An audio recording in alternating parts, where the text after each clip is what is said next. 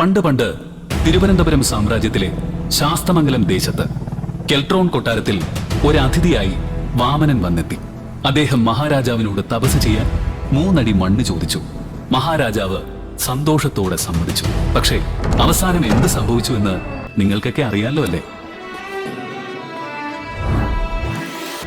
ഓ, വരുന്നുണ്ട് 3ാമത്തെ അടി അളക്കാൻ.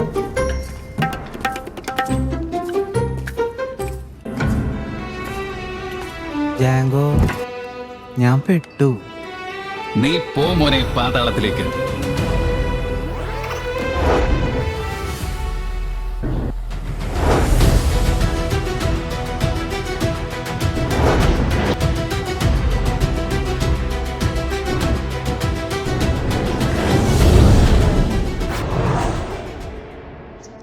എന്താ അവിടെ ഒരു ശബ്ദം? ആരാ ആരാ അത്? ഞാനാ മഹാബലി. മറ്റേ അങ്ങേര് ഇവിടെ വല്ലതും ഉണ്ടോ? ആര്? പണ്ടെന്നെ ചവിട്ടി താഴ്ത്തിയ പഹയൻ. വാമനൻ തിരികെ പോയി.